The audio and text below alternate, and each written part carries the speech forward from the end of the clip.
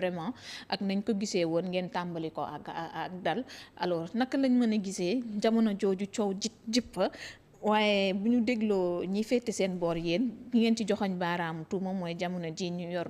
gox ba loolu nun ko mën a déggee.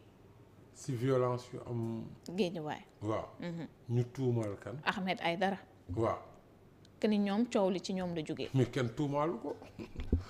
film yaa ngi fi rajo yaa ngi fi vidéo yaa ngi fi moom kenn tuumaalu ko violence fan la am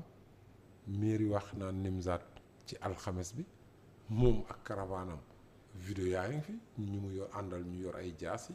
yor ay oto yu ñu duy ay xeer film yaa ngi fi moom moo ñëw buntu mairie wax naan Nimzaat ak karawaanam show ba mu neex ko avancé dem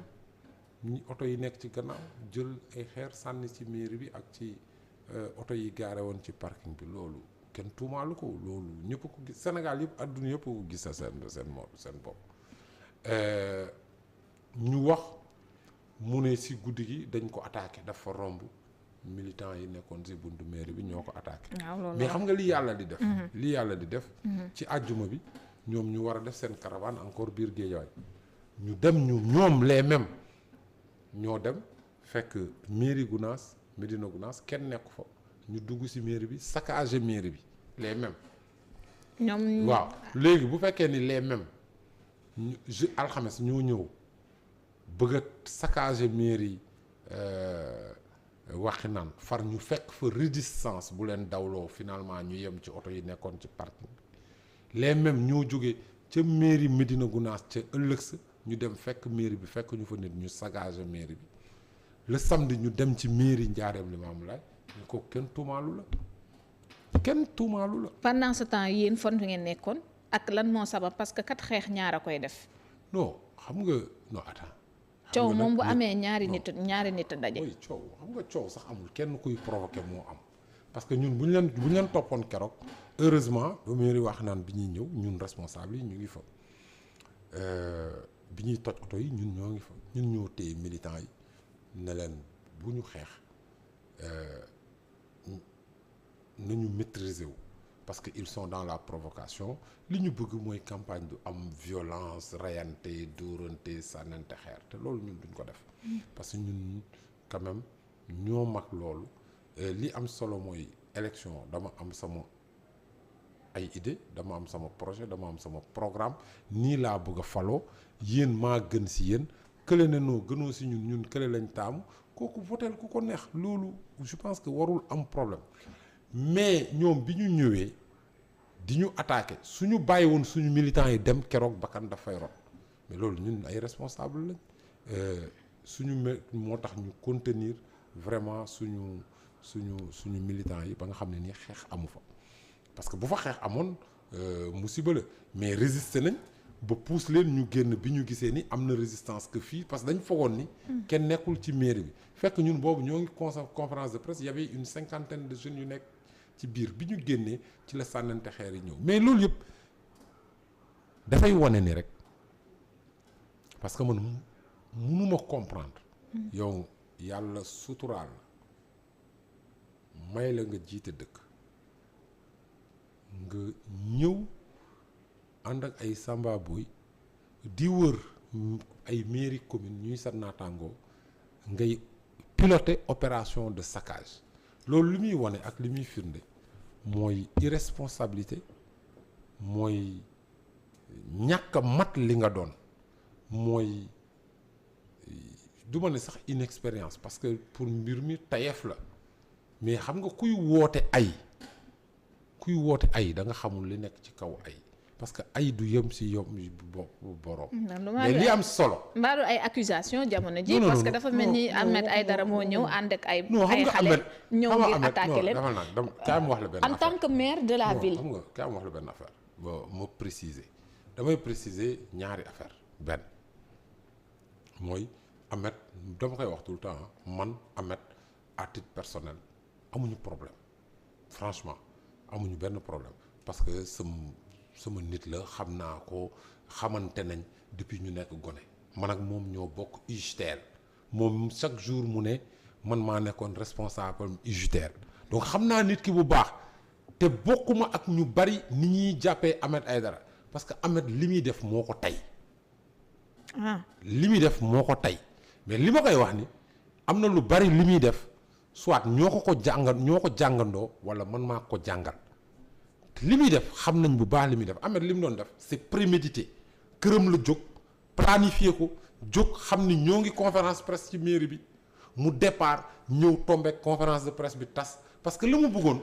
mooy conférence de presse bi bu tasee journalistes yi ñëwoon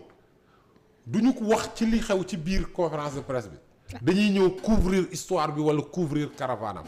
mais dafa bëggoon lancer campagne am boobu xam na ni évidemment ñun ñoo ngi wax naan en fait dafa bëggoon profiter aussi ñun pour lancer campagne am mais li ma koy wax mais c'est pas une bonne stratégie c'est irresponsable c'est immature de sa part mais violence bi muy woote bu ko continuer ci campagne bi li des fukki fan yi ci des dina gis lu saf-saf. loolu moom mooy lan. non dama lay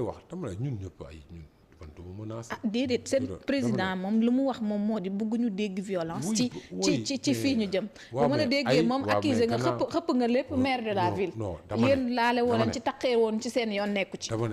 ne ñun laalewuñu dafa ñëw provoqué ñu ma encore que man xam naa ni moo ko tey xam naa lim ci jublu woon xam naa ko moom Ahmed moo la gën a xam ne mënuñoo intimider moo la gën a xam ne duñu ragal moo la gën a xam moom xam na waxi naan te loolu mu jéem waxi naan bu ko fa jéemaatee moom si boppam du fa génnee noonu li may wax lu leer la de dama ne moom li mu jéem keroog bu ko dugaatee waxi naan jéem ko moom ci boppam du fa génnee noonu. mais li ngay wax nii nag est-ce que mënut a yàq. te damay mettre en garde képp koo xam ne nii ci Ahmed Aïdara nga bokk te dëkk biir Wakhinane Nimzatt loolu am keroog musul am biir Wakhinane li am keroog musul am ci biir Wakhinane ci ñun suñu biir ñun ñëpp dañu xamante ñii politique foofu ñëpp ñi nekk Yewwi ñi nekk PDS ñi nekk Benno dañu xamante am ay relation xamante nañ bu baax. mais menaces yi nii bu ñu nangoo ku dëkkul ci biir commune bi ñëw bugg a créer yenn situation yi ci biir commune bi ñoom ñi dëkk ci biir dëkk bi nañu xam ne ñoom ñooy njëkk a fay conséquences yi te li may wax ñi dëkk ci biir dëkk bi te xam nañ bu baax li may wax. mais li ngeen di wax nii est-ce que bu ngeen dëggalee taxawaay bi mënul indi yeneen jafe-jafe parce que tamit bu dee campagne moom ku fu waay neex def fu waay neex romb. man li may wax man la engagé. man li ma lay wax nii man la engagé. mais sa kàddu ça pèse hein. man li ma lay wax nii man la engagé man Guédiawaye laa dëkk marché bu bees laa dëkk marché bu bees laa dëkk man aw ma garde corps Wakhinane aw ma chauffeur garde Wakhinane dama ne Ahmed Aïdara li mu def keroog Wakhinane su duggaatee def ko fa mbir mi moom si boppam du génnee noonu Wakhinane te ñi dëkk Wakhinane bokk Yewwi Askan Wi laay wax lu mel nii bu fi amaatee ñoom bisu campagne sa bisu élection duñu élection. gisoon nañ local yi fii Ahmed Aïdara romb ak caravanam ñeneen daje ñu def fa violence boo xamante vraiment biir Guédiawaye est-ce que loolu bu ngeen taxawee nii ça ne peut pas se répéter foofu. dama lay wax ñëw nañ ñoom provoqué ñu. est-ce que tamit provocation. ñu bàyyi leen ñu dem feneen. man li may wax nëbbu ma ko de. xam nga man li may wax nëbb dama taxaw man li may wax dama ko assumer ñoom ñëw nañ provoqué ñu bàyyi leen ñu dem ñoom amuñu benn oto bu yàqu ñun amoon nañ ñetti oto yu yàqu. mooy sànnante oto yu yombul. mooy sànnante am na fa. yaa ngi dégg sànnante xeer am na kay. bi xeeru pavé dama ne la ñun suñu contenirul woon suñu militants yi woo police ñu ñëw ñu tas grenade lacrymogène kon musiba dafay am. c'est parce que ñun on contenait la situation mais loolu laay wax ni moo tax ma ne la buñ ko defaatee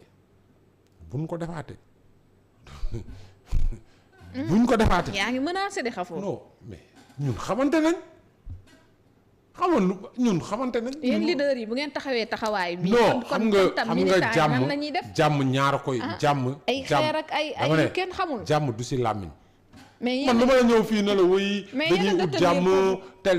non nag est-ce waa que après génn waa ñëw taxaw fi ma ne sa waay est-ce que gënul yéen a détenir pouvoir bi te dama ne léeg-léeg nee nañ fu violence bi nag way nee nañ amee dayo benn bi yéen la parce que doole ji ci yéen la ëpp borom caq dañuy wax du xeex ak ku takkul caq mais maire de la ville dafa tax caq magistrat la waaw déjà yow mënoo nekk premier magistrat. magistrat de la ville war a veiller sur les biens des citoyens et des populations et des institutions yow yaay diriger les opérations de destruction de biens publics yow yaay jiite les opérations de destruction c'est pas normal yow boo nekkee responsable ngay opposant nga jiite say troupes yaa leen war a encadrer yow yaa war a fexe ba nga xam ne nii violence du am à chaque fois qu'il doit y avoir une confrontation parce que les troupes sont surexcitées nga maîtriser leen parce que loolu la ñuy xaar aussi sur leadership parce que leadership boo même rassembler foule mobiliser foule da nga war a mun a contenir foule bi nga xam ne nii yow yaa ngi koy mobiliser bu fekkee ni toi tu as une foule qui est avec toi amuloo capacité pour maîtriser cette foule là tu n'es pas un leader. Parce que débordement, un vrai leader ne doit pas mobiliser, ne peut pas mobiliser, mobilisation déborder ko. Ça, c'est pas un leader. Et donc, par conséquent, tu n'as pas d'excuse et il n'a pas d'excuse. Sois mobilisé, tu dois avoir la capacité de les maîtriser. Mënuloo mobiliser ay nit dem ci buddu institution municipale yi sur des édifices publics ngay jël sa micro di jël discours incendiaire pour que ñi ànd ak yow di sànni ay xeer wala génne ay jaasi wala détruire ay biens publics. Je pense que xam nga Sénégal dafa yegg si di leen wax ay kàddu. gis nga soxna si. Il faut que ñu rompre ak fumisterie ak naafeq bi am si réew mi c'est-à-dire que à chaque histoire ki am doole moo am tort ki yor nguur moo am tort. tey bu ñu la fi fekkoon tey bu fekkoon ni violence bi nga xam ne ni provocation yi gars yi def fekk nit ñi ci seen mairie di leen attaquer toj ay oto jàmbur tey imagine rek benn oto opposant mu tojoon. on a détruit 9 véhicules de personnes du pouvoir kenn offusqué wu si dégg nga coow ci réew mi. mais mën na jógee sax ci seen ay militants non parce que bu dee dañu sànnante xeer également mën na jógee ci ñoom ñu leen ëpp doole ñu ñëw provoquer dans la violence les gens nous provoquent dans la violence dégguñu kenn mu ñaawlu loolu au contraire dañuy wax waaw est-ce que yéen sax provoqué wu leen est-ce que tooñu leen est-ce que affaire bi sax am na est-ce que noonu la demee dama ne nit ñi comme daal dëgg réew mi ñi ñàkk doole lañ faral lu munti xew yow boo bokkee opposition loo munti def yow lañ faral waaw mais nañu ñëwaat wax naan ñu ngi leen di xaar danañ daje ci fukki fan yi en tout cas li ñuy wax jàmm la ñu woote on fait un appel à la paix ñu élection ci calme d'ailleurs ñoom conférence de presse bi ñu ñëw di yàq ñun lu ñu woote jàmm salaam woo population yi ci jàmm ci salaam ñu mobiliser wu ak seen xel ak dal pour que jour élection ñu jógee dans le calme et la sérénité ñu dem voter ku leen neex te bañ a topp ñi nga xam ne nii taal réew mi ak fitna moo leen tax a jóg mais ñun loolu la ñuy woote. loolu mooy suñu discours politique loolu lañ doon woote mais bu dee yow da nga bëgg a jàmm nag di woote jàmm te ñi ngi ko séqal en face soxlawuñu jàmm utuñu jàmm da nga leen di fekk si loolu.